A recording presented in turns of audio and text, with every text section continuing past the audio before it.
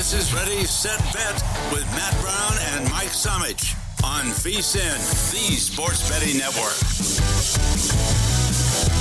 Our number 2 Ready, Set, Bet here on a Saturday. Matt Brown, Mike Somich, thanks for being with us over there on channel 158 on Sirius XM, YouTube TV, VSiN Watch app, terrestrial stations across this great country of ours. We said, hope you have the over in the Red Sox Guardians. It's 4-4 in the third inning.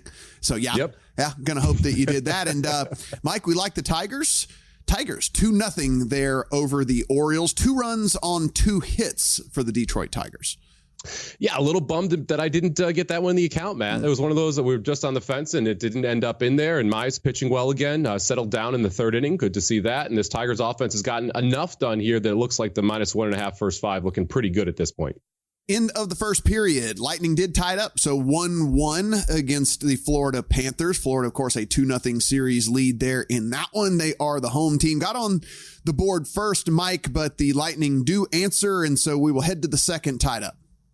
Yeah, Jake Gensel gets one home for the Lightning there. Big goal for him, his second of the series. Big goal for the Lightning. They did not want to be down 1-0 after one in a must-win game for them here. Vasilevsky played very well in the first period, stopped 11 of 12 shots.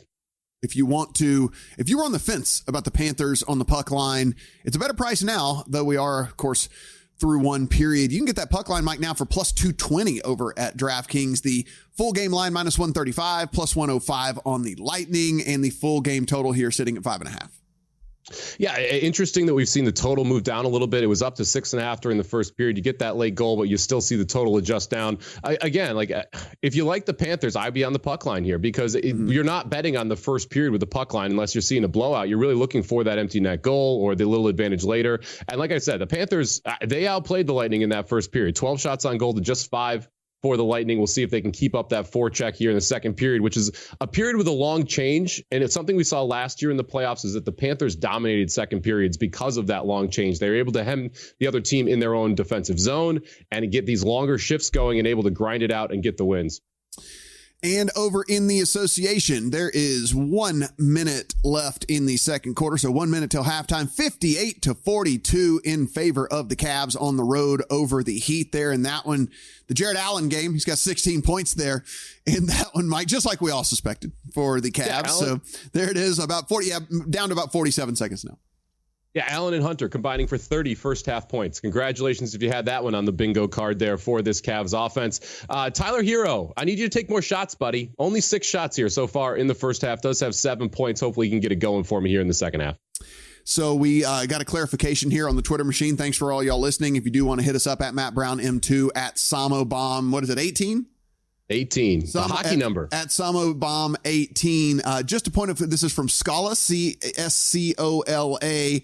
Just a point of clarification, a run by the Cavs in Cleveland is referred to as a cavalanche, Mike. So we had a cavalanche there in the first quarter for the Cavs that they have continued on here into the second quarter. Now 60-42, 47 seconds left in the second quarter. So I do have the -5 ticket in the account. Hopefully I think you're okay. Hopefully this keeps up here and we don't see some craziness happen over there in the second quarter. Real quick, just to put a bow on the draft of the bets and stuff that we had, Mike. One of the other things just for me that maybe I will take with me next year, depending on how the draft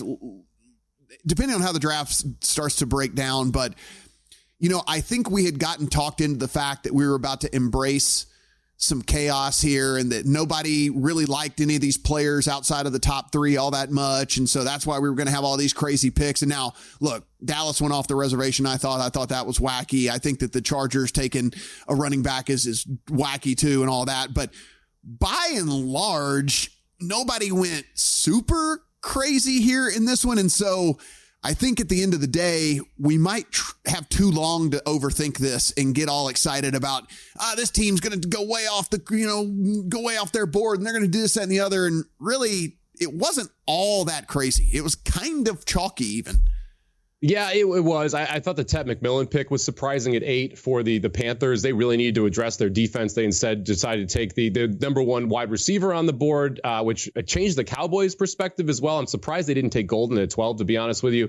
The trade early, I think, actually made a pretty big difference because it wouldn't have been Mason Graham at 5 had the Jaguars stayed in that position. And that, I think, would have adjusted that first round. But I'm not going to take a ton away from this draft, Matt. I've been saying it for a couple weeks. This was a bad draft. Just there's not that many talented premium positions early in the draft. And that made this very different than the previous years. So we'll see what the class is like next year. It's supposed to be significantly better than this year. It's one of the reasons you didn't see a lot of first round picks change hands next year in the draft.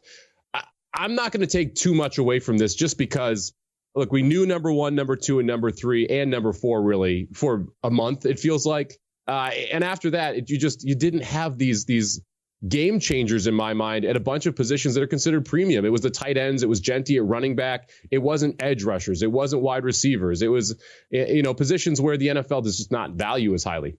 Yeah. I mean, that said, if you go to the, consensus mocks, Graham at 5, Genty at 6, Mimbu at 7, Banks in that 9 range. We knew the Bears wanted a tight end, so it wasn't crazy that Loveland went there over Warren. Like whatever. I mean, again, it's chalk. I know the mocks kind of shuffled a little bit there towards the end, but really it all was what we thought about a month ago. It was. I mean, really the 12 and 13 picks, right? The Cowboys and the Dolphins kind of went off the reservation a little bit. I don't think many people had Tyler Booker at 12 or even offensive lineman for Dallas. Pretty much everyone was mocking wide receiver there. And then the Dolphins taking Kenneth Grant 13 was a surprise as well. I didn't expect him to go that high. And I didn't think the Dolphins would go D tackle either. I thought the worst pick in the first round was the Chargers by far. I didn't even think that I don't even think a question for me when you have a generational quarterback whose number 1 receiver is a 6-foot slot guy, and you choose to not take a receiver and instead go with a running back whenever you went and signed Najee Harris in the offseason. I mean, that was, to me, by far the worst pick of the first round. It was pretty surprising. I did not expect the Chargers to go running back there. I thought that they would try and address either additional offensive line because we know how Harbaugh likes to build the team, or that you would see them go wide receiver. They did take Trey Harris out of Ole Miss in the second round. But again, I'm surprised that they didn't go Golden there when he was sitting on the board. So we have our first trickle down here of the draft and what has gone down, Mike. So the Seahawks are trading Sam Howell to the Vikings, because as we know, the Seahawks ended up with Jalen Milroe in the draft. And so with that, no longer a need for Sam Howell. We know that there wasn't a quarterback 2 up there in Minnesota. So Sam Howell will now be the backup up there in Minnesota for the Vikings, and the Seahawks have their QB2 of the future through the draft here. Yeah, I kind of love what the Seahawks did in this draft. Gray Zabel, someone we talked about quite a bit, offensive lineman out of North Dakota State, ends up in the first round there at guard. That really solidifies the inside of that offensive line, which Seattle has struggled with for, 3 years now at this point. And I watched a lot of Miami. I really like Elijah Arroyo as well as a playmaking tight end they got in the second round there too. So thought this was a good draft for them. I think Milroe makes sense for them, someone you can try and develop. And worst case scenario, it's a late third round pick that doesn't pan out. We are at the half. Cavs in the Heat, 62-42, a 20-point halftime lead for the Cavs on the road. Outscored the Heat 33-20 in quarter number 1, 29-22 in quarter number 2. Jared Allen, 16 points and 7 boards in the first half there for the Cavs. 9 points out of Mobley, only 6 out of Mitchell, which kind of lets you know, Mike, like we said, it's just this Cleveland team is pretty deep, can come at you from multiple different ways, and then you look down on the bench, and DeAndre Hunter has come in and has gone for 16 points also in the first half. 4 of 5 from the field, 2 of 3 from 3, 6 of 6 from the line, chipped in 3 boards as well, all leading to a 20-point lead at the half for the Cavs.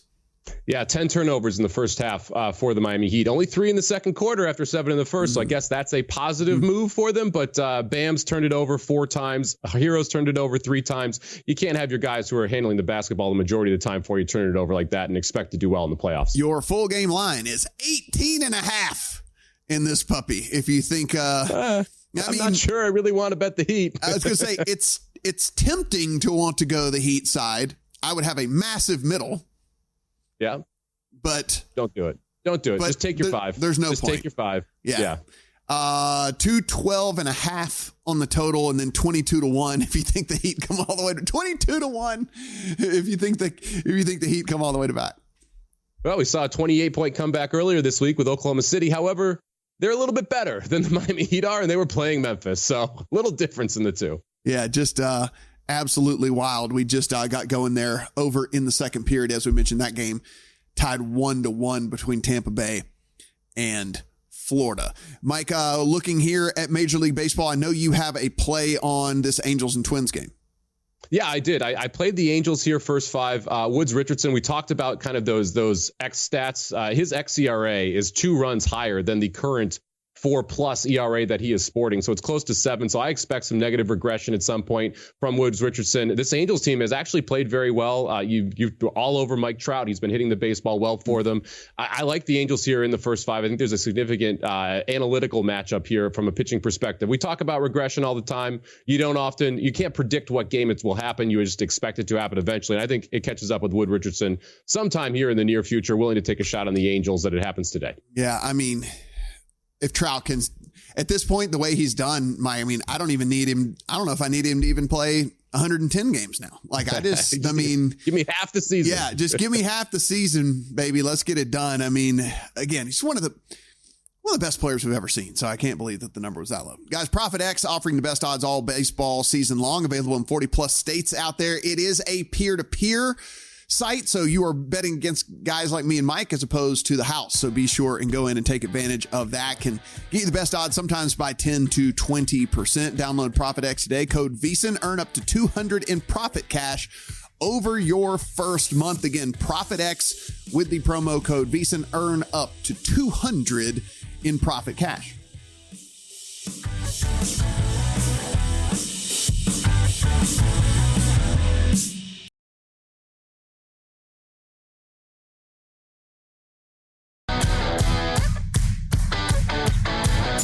Welcome back to Ready, Set, Bet with Matt Brown and Mike Somich on VSiN, the Sports Betting Network. Ready, Set, Bet here on VSiN. Matt Brown, Mike Somich, as I put in my horse bets, because here's the thing, Mike. We are not one of those people who say, "Oh, we're betting this, and we're not actually betting the stuff." So I've got to put these in. The only time that we say we're going to bet something and don't is because we just forget. We forgot.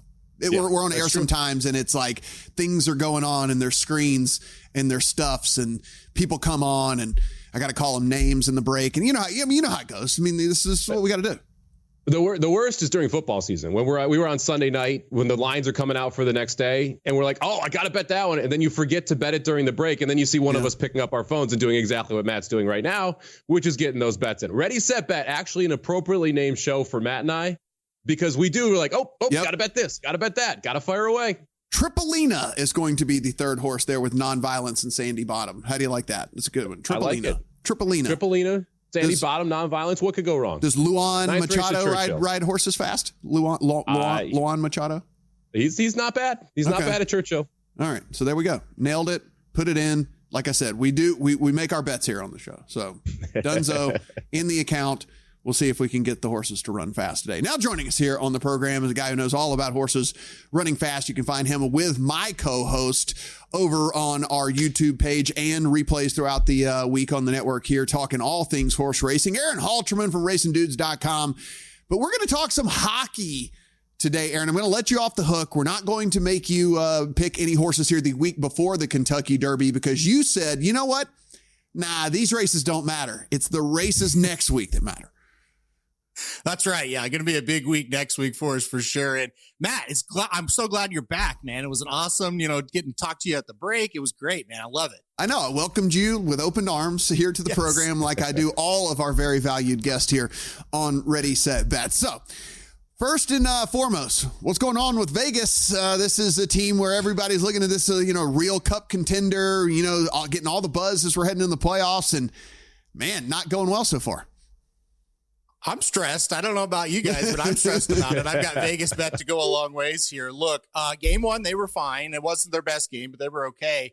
Game 2 is the worst game I've ever seen Vegas play. And then game 3, they just weren't desperate enough. So what's going on with Vegas? They've got to elevate. They've got to come out and be desperate. They've got to come out and play playoff hockey. And it's such like a cliche thing to say, but it really is true in this case. They have not matched the intensity of Minnesota. So look, game 4 coming up here in a couple hours.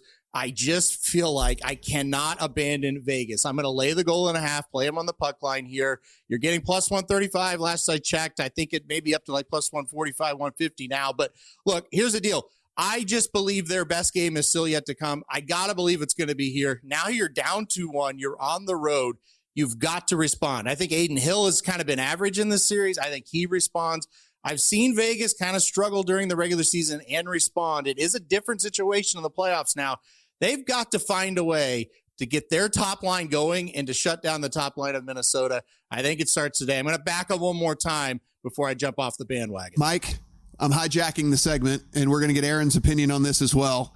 In the what in the hell is going on with a horrible franchise that just continues to be horrible. So the Browns wait until pick 144 in the 5th round to take Shedeur Sanders. Like, what in the hell are you doing? Yes, they did. Wait. What are you doing? They took Dylan Gabriel.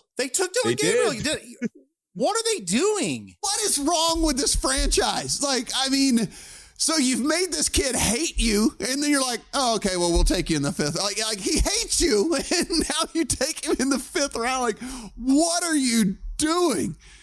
Oh, my God. I was actually going to say positive things about this Browns draft, too, when we were coming on the show. I'm like, I like the trade back. I like the fact they get a firster next year. But what 2 quarterbacks, Aaron? Two quarterbacks? What do they say about when you have 2 quarterbacks? You have 0, right? Isn't that what they say? Like when you have 2, you have 0. So we're gonna have a battle in Cleveland between Dylan Gabriel and Shedeur Sanders. That's what's going on. I'm in shock. Like, I can't believe that. And I thought when they took Dylan Gabriel, yesterday, I thought, okay, well, they've made their decision. That's kind of the guy they want to go with, and whatever. It is what it is. I've seen Dylan Gabriel live and in person a lot, being an Oklahoma guy, and he's not going to be a great NFL quarterback. Hate to tell people, but now you got 2, and you've got other, let's just call them issues at quarterback anyway, outside of these 2. Going to be crazy. It's like, okay, we're not going to take him. We don't want to bring the circus to town, whatever. We'll pass on him. Let's take Dylan Gabriel. Let's do all these. 5th round. Let's take him in the 5th round. Sure. Bring the circus to town is at an amplified level because now he's the 5th round Shedeur Sanders going to Cleveland. Man, sometimes these franchises cannot get out of their own way. So now you have 5 quarterbacks on the roster for Cleveland. Deshaun Watson, Joe Flacco, Kenny Pickett, Dylan Gabriel, and Shedeur Sanders. How many roster spots are you using for that train wreck? Like, what's going on? Also, that was their last pick in the draft. So they did select him with their final pick in the draft here in the 5th round. But you have 5. I mean, I will say 3 bad quarterbacks and then 2 rookies now in Cleveland. Hey, by the way, cash those Shedeur to the Browns tickets. Like you thought they were dead, and cash them. Like you thought they were dead. Good for you. Those get home. You just had to wait till the 5th round to do it. I'm just waiting on the tweet to come out that they drafted him as like a tight end or something. That's the only thing they could do to make this make sense to me at this point. You have people digging through trash cans there at Circa to find their Shedeur to the Browns tickets. It's like, you're right, seriously, I should have turned around and been like, people going like, oh my God, I won. I can't believe this. It's found money for everybody out there. Oh my gosh. So anyway, we're going to get the segment back on track here with Aaron. But yes, the Browns at pick 144 decide, okay, I guess now we'll take him. So there it is. There it is. Don't get it. All right, Aaron, you like Colorado today over in hockey as well. It's amazing that he doesn't get drafted all this time in the 10 minutes that I'm on VSiN. So he gets great. drafted. That's so incredible. Unreal. It's unbelievable. Okay. Colorado. Let's talk about them, right? Another team that's been disappointing. So if you've watched the series between Dallas and Colorado, you do kind of look at it and go, well, Colorado seems to be the better team. They're playing, a better style of game right now than Dallas. They seem to be controlling the games, yet they're down 2-1. Dallas has had the lead hardly any time in this whole series. And again, Dallas had 2-1. I just kind of feel like this is the even out spot, right? We're at home at Colorado. You can lay a goal and a half here and get around plus 135. So that's what I'm going to do with Colorado. I just feel like if there is a game where Colorado's going to kind of get the ship right, tie this thing up at 2. It's going to be tonight. I've got a lot of confidence in them. Vegas, I'm kind of shaken because they've kind of been outplayed. Where Colorado, it's like, you know what? They're outplaying Dallas. They just need a little bit of puck luck. They need to just, have it luck go their way a little bit. And I think that's what's going to happen tonight. Yeah, I laid the goal and a half with Colorado tonight. Agree with you there. I played Vegas too, but I played a minus a half goal in the first period, plus 155, for much of the reason that I expect them to come out flying. I mean, you have to play with your hair on fire if you're Vegas tonight. This is a must-win game there in Minnesota for you. I'm going to let Matt ask about our St. Louis Blues, so I don't get accused of having bias here. Let's talk about the first round ATM. The first period under here in Carolina, New Jersey, 3 for 3, and situations where I thought it wasn't going to cash in any of them. But these two teams just can't score. Yeah, I mean, we talked about it when the series opened up last week. We're like, this is an under series. You got to go under every game, and you got to go under a goal and a half for the game. And you're right. The first shot on goal of game 1 goes in, and we're sitting there like, oh, no, we just we're dead here. And then they go, 18 minutes and don't score. And so that's kind of what's been happening. And what it is, guys, it's just it's a Carolina team that doesn't really care to be offensive. Like, they are just a defensive team to their core. That's their system. So they're just like, hey, we're good with playing 2-1, 3-2 type of games. And you got a Devils team that's trying to do everything they can to score. They just don't have any scoring depth because of the injuries. So once again, under goal and a half first period here. We'll just do it one more time. That'll be tomorrow. And again, I think it's just an automatic play every time these two teams go at it. And finally, your final bet here today. You're going to go with not today. That's tomorrow. Yeah. Is that tomorrow? Mm-hmm. Yeah, it's tomorrow. Yep. Yes, it is tomorrow. I was going to say, I knew who's playing today. You're going to play the St. Louis Blues on the money line here. Yep, I've got to do it here. They're plus 115 last I looked. And look, it's a thing with the Blues here. They should not be a heavy underdog in this series, and neither team should be a heavy underdog in this series. This is a very evenly matched situation right now. Games 1 and 2 in Winnipeg, the Blues had chances to win those games. They were tight games, and then you come home to game 3, and the Blues just exploded for just a huge game. They played outstanding in game 3. It's going to be much harder tomorrow. There's no doubt about it. But I think this is a series where the last change matters. And I really think when the Blues are at home, they are able to shut down the top line of Winnipeg, and the Blues top line was able to score. It's been vice versa when it's been at Winnipeg. So give me the Blues at home and a plus number. I like them again. And that's not a homer pick. I have not bet them until games 3 and now game 4. Aaron, I know you don't mind us having to hijack the segment whenever it's like you got to, anytime that we can take 3 minutes to make fun of the Cleveland Browns, we got to do it. So, we got to do that for sure. He's Aaron Halterman. Find him at racingdudes.com, of course, helping us out here at the network as well. Aaron, appreciate the time and good luck today, buddy. Yep, I loved it, guys. Thanks a lot. When we come back, we'll update all the scores. We're going down in Miami. We got this hockey game as well.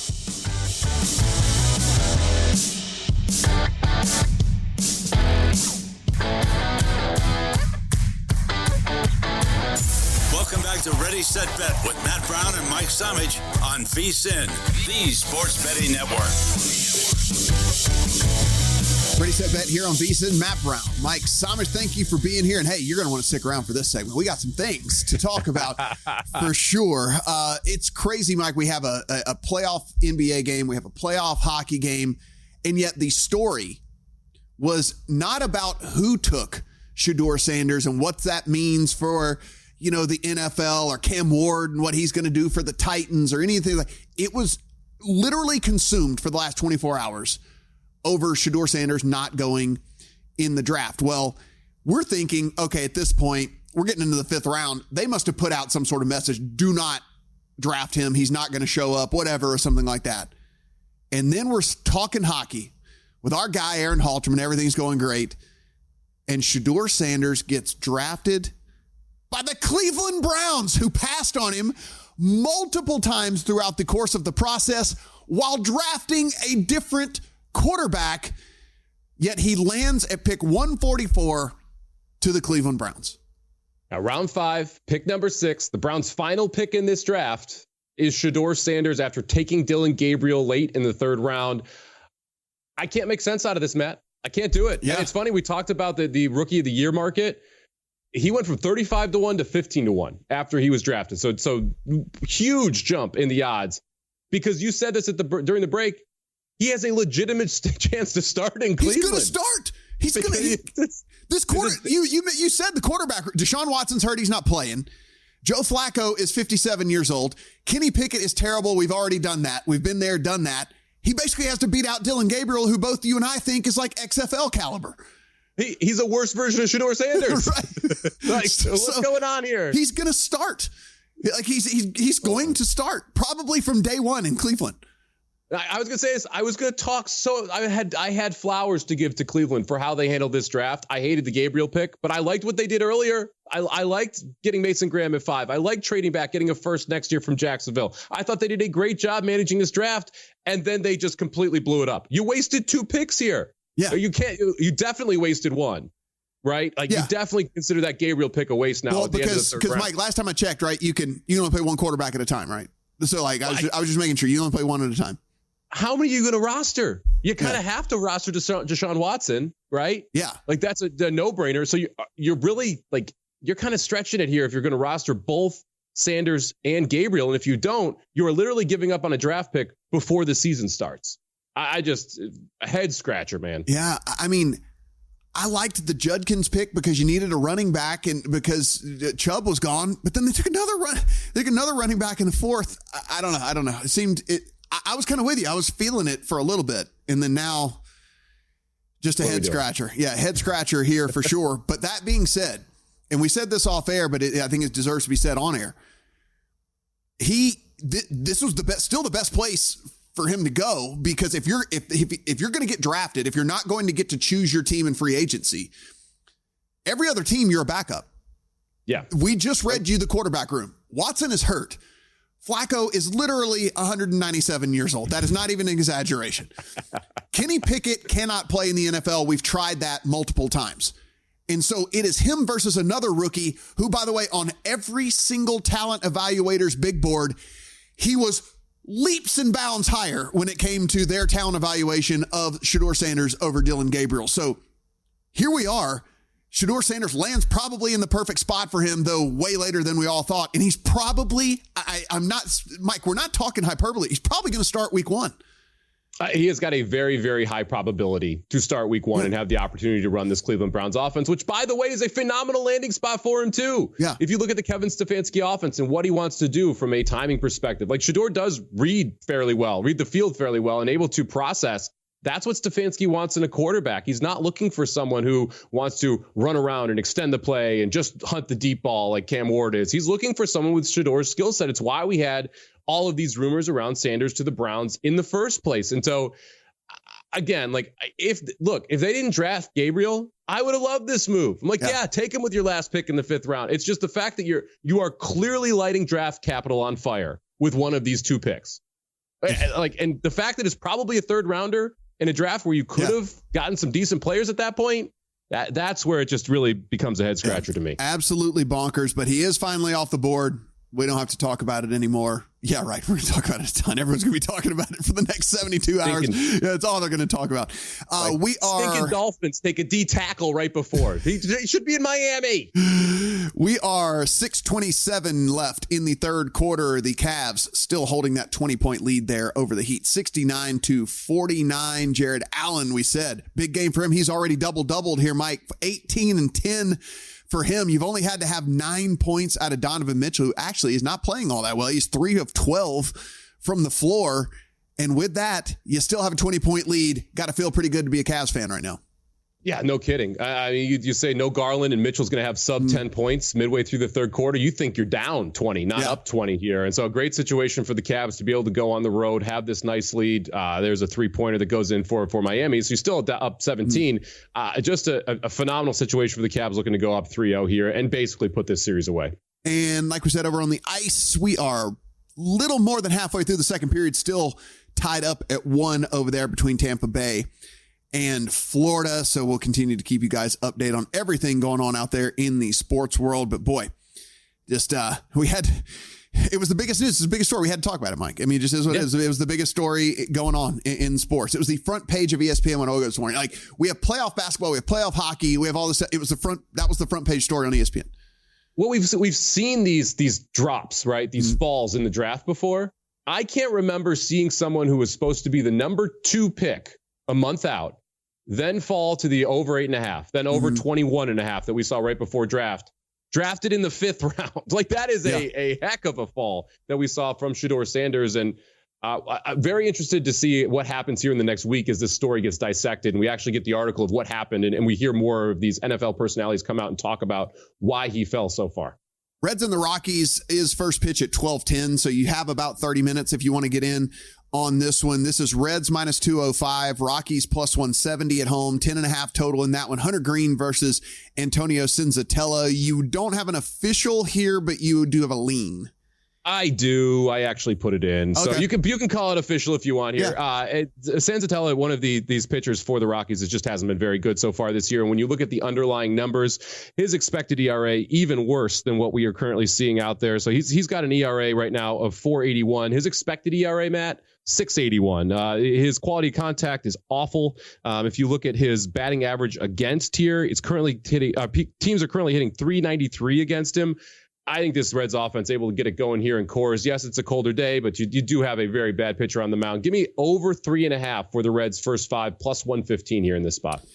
Yeah, I was looking at playing some sort of Matt McClain prop as well. So maybe we'll get something in the account here before the first pitch in this one. Just a really good matchup just for this Reds team overall, right? So yeah, it's still cold up there in Colorado, so we're not going to get the balls just completely flying out from a home run perspective, Mike, but the dimensions of that ballpark make it so easy for doubles and triples and stuff like that. And so it's, while they might not just be flying out at a super high rate, we still get these gappers where these dudes just get, accumulate bases like so easily. And so I think red player props is also a decent way to look here.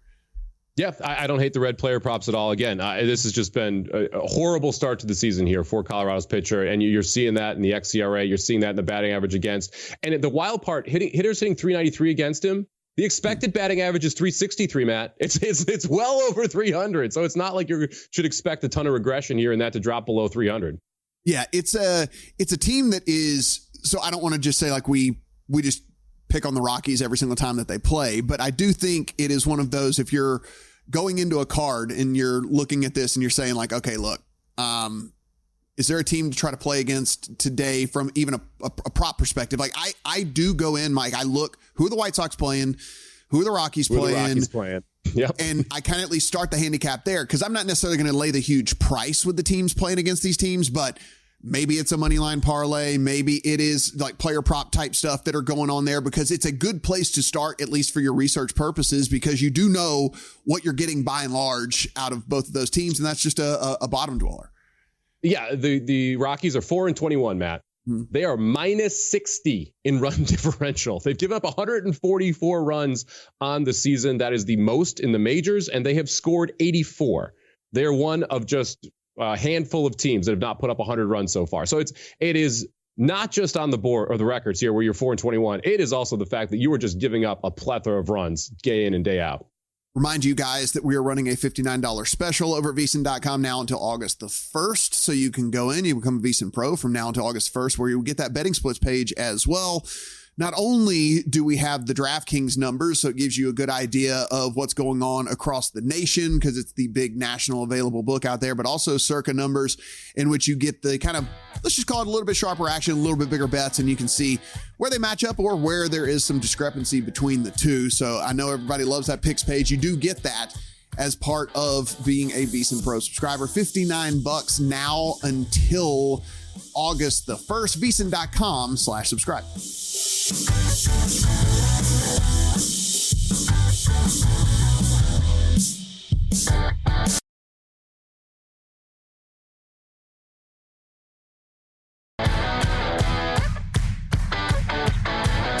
Welcome back to Ready, Set, Bet with Matt Brown and Mike Somich on VSiN, the Sports Betting Network.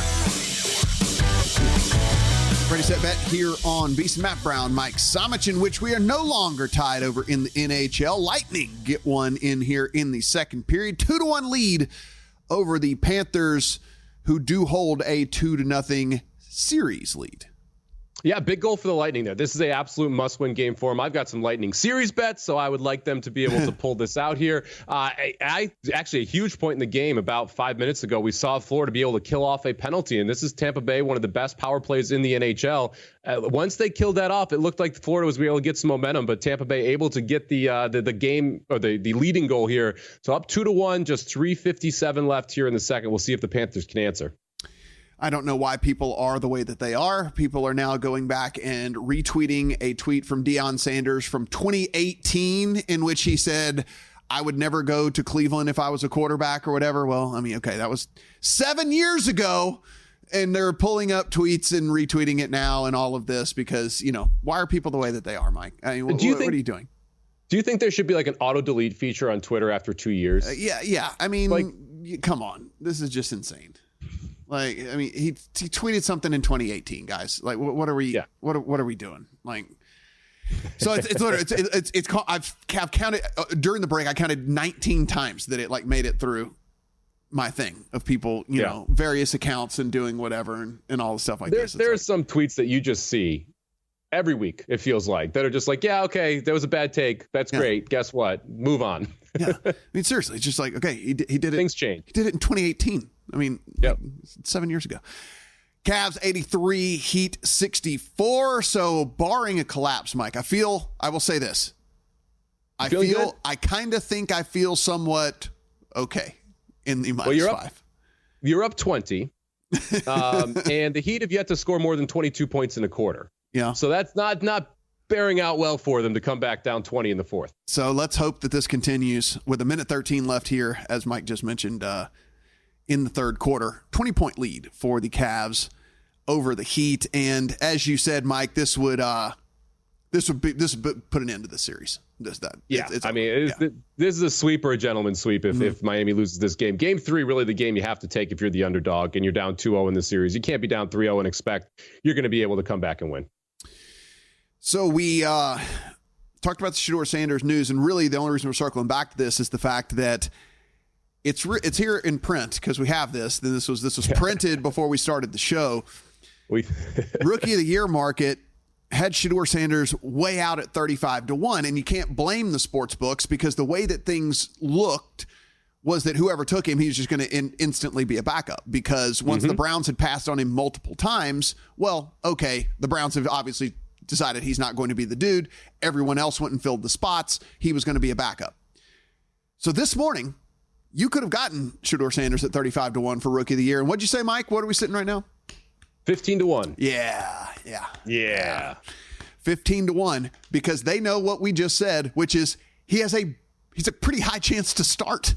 He's going to be a starter. You can't put 35-1 on a starting quarterback in the NFL for Rookie of the Year. You just cannot do it. And so any of you that took any of y'all that took the ride, any of y'all that did the long shot there this morning, good on you.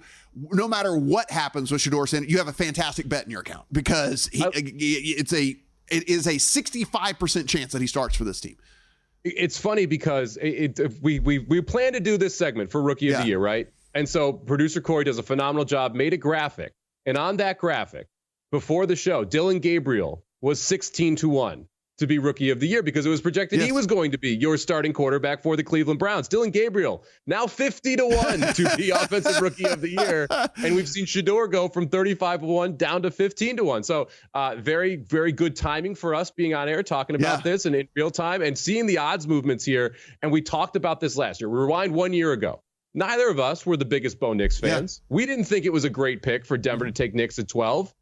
We both bet him to win Rookie of the Year at 16-1 because we thought he was going to start 17 games. And it was a good ticket because he played himself into the conversation. I mean, like, this is what we're saying when you build a portfolio with these various things, right? Like, you don't build a portfolio betting the 230s and the 2-to-1s and the 230s. You build a portfolio betting some of these longer shots where if this goes this certain way, then you're able to monetize the ticket. And that's what we did with Bo Nix. You and I, not jumping up and down about Bo Nix, but we knew the opportunity that was going to be there. Anyone that took the chance, right? If you rolled the dice on Shedeur Sanders at 35-1, good on you. You have an awesome ticket in your account because you have a likely starter in the NFL at 35-1 with a Rookie of the Year ticket. And that is just a phenomenal bet any way you look at it, Mike, because that was the thing. Bo Nix, even though we love the bet, he was 18-1. I mean, you're getting double the price on that with Shedeur Sanders. But now let's talk about in real time here, right? So we have seen the odds move. We see Shedeur now at 15-1. The 35-1s are gone. Let's not cry over spilt milk, right? Is 15-1 the right price for Shedeur Sanders? It's still a good bet. I agree. If I was betting this market, by the way, I'm probably going to bet this market because I've been on the record. I think Cam Ward has a chance of being a good NFL quarterback. I think he is going to be a disaster behind that offensive line in Tennessee early on in his career. They don't have a good team. No, they're bad. Yeah. They're bad. And he likes to hunt the big play, and he likes to extend plays by outrunning linebackers in the ACC. Guess what? He's not going to outrun linebackers in the NFL. He's going to get sacked like Caleb Williams did. I think there's an opportunity to bet against him in this market. And to me, again, don't love Tyler Slow. Don't think he's going to be a phenomenal NFL quarterback.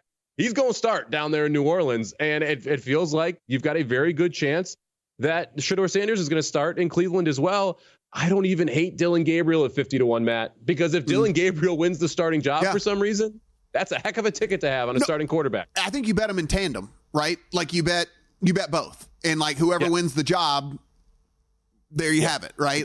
You've got the ticket on those guys. I mean, like, again, he's stepping into Cleveland with Jerry Jeudy to throw to, David Njoku at tight end. They drafted Judkins at running back right there. I mean, you got Tillman. He's not the greatest, but I mean, listen, he's not a complete nobody there at the wide receiver position.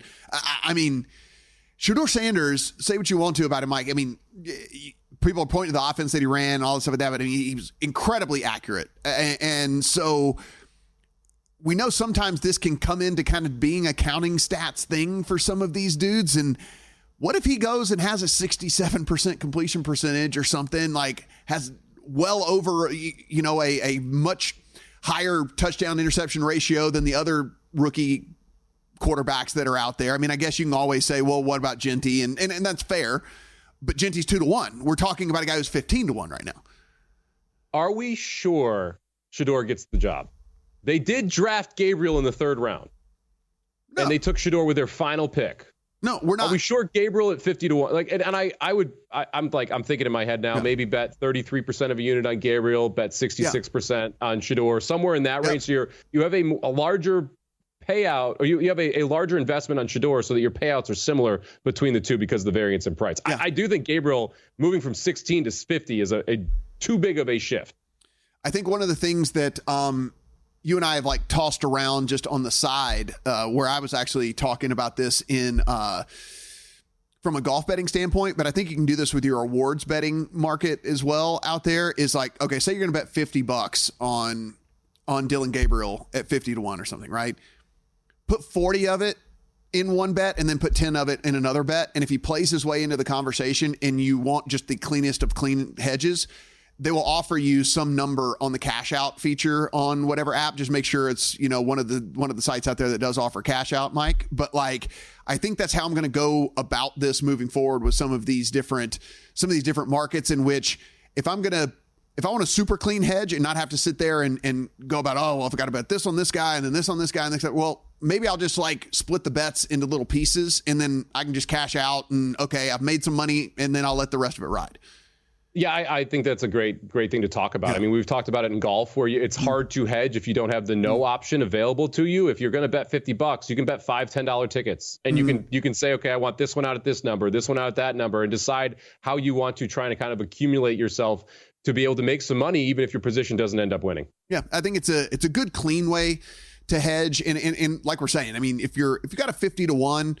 And it comes down to him and Genty, you don't want to walk away empty-handed. If it comes down to him and Genty and Ward, it gets dirtier the more factors that come into play. But that 50-1 ticket, because it was so long, is going to be worth a decent amount on the cash out feature if he can get himself into the conversation. So just something to think about whenever you're putting your stuff in.